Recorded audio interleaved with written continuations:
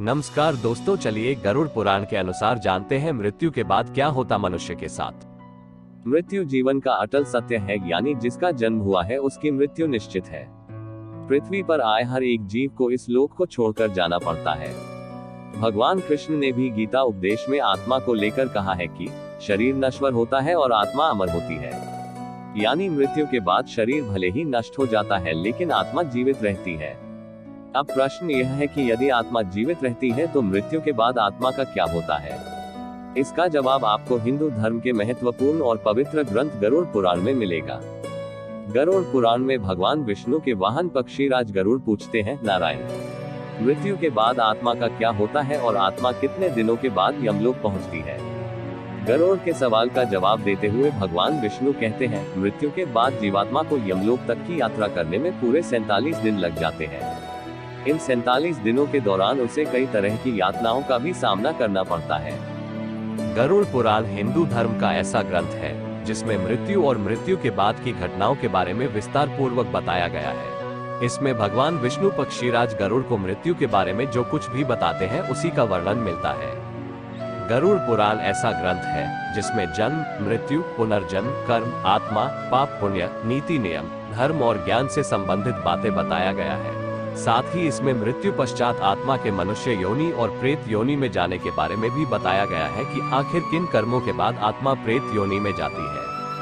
प्रेत योनि क्या है? गरुड़ पुराण में उल्लेख मिलता है, मृत्यु के बाद आत्मा जब शरीर का त्याग कर देती है तो इसके बाद भी उसमें भूख, प्यास, क्रोध, द्वेष और वासना आदि का भाव रहता है। गरुड़ पुराण में कुल 84 लाख योनियों के बारे में बताया गया है। इसमें पशु योनि, पक्षी योनि, वृक्ष योनि, कीड़े मकोड़े की योनि और मनुष्य योनि आदि होते हैं। मृत्यु के बाद किसी व्यक्ति की आत्मा किस योनि में जाएगी ये केवल उसके कर्मों पर ही निर्भर होता है। बुरे कर्म करने वालों की आत्मा मृत्यु लोक में ही भटकती रह जाती है। वहीं अगर किसी की मृत्यु दुर्घटना, हत्या या आत्महत्या आदि के कारण होती है, यानी आत्मा अपने शरीर को प्राकृतिक तरीके से नहीं त्यागती है, तो इससे आत्मा प्रेत योनि में चली जाती है।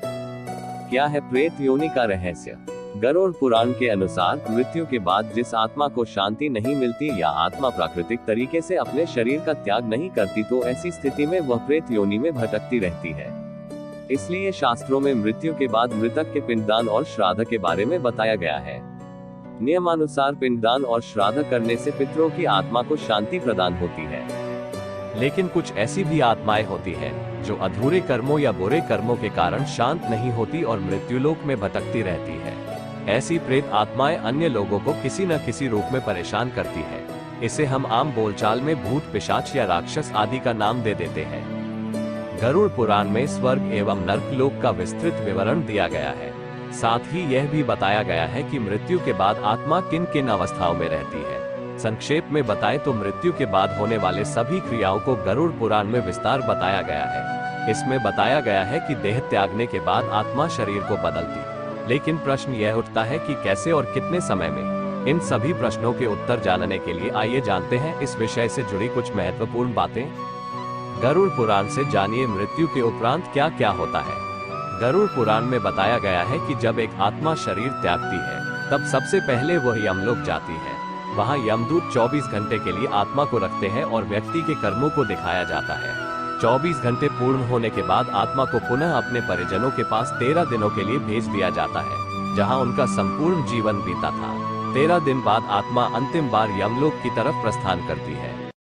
गरुड़ पुराण में बताया गया है कि 13 दिन बाद यमलोक के मार्ग में आत्मा को 3 मार्ग, स्वर्गलोक, नर्कलोक और पितृलोक मिलते हैं। कर्मों के आधार पर व्यक्ति को आत्मा को इन तीनों में से किसी एक लोक में स्थान मिलता है। अपने जीवन काल में यदि व्यक्ति धर्म और अध्यात्म के मार्ग पर चलता है तो उसे देवलोक की प्राप्ति होती है।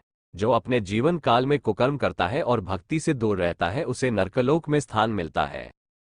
मृत्यु के बाद क्यों 13 दिनों तक किया जाता है गरुड़ पुराण का पाठ?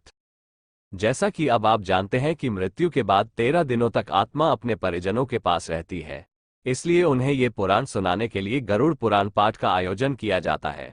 मान्यता है कि महापुराण के पाठ से मृतक की आत्मा को शांति मिलती है और मोक्ष की प्राप्ति है। साथ ही परिजनों को भी सत्कर्म करने की शिक्षा प्राप्त होती है। पुराणों में उल्लेख है कि मनुष्य का शरीर नश्वर और आत्मा अमर है। धरती पर जिसने भी जन्म लिया है उसकी मृत्यु भी निश्चित है। हिंदू धर्म में मृत्यु के बाद व्यक्ति का 16वां संस्कार किया जाता है, जिसे अंतिम संस्कार कहते हैं। हिंदू धर्म में इस क्रिया के तहत व्यक्ति के शरीर को जलाया जाता है, लेकिन सवाल है कि मृत व्यक्ति की आत्मा कहाँ जाती है।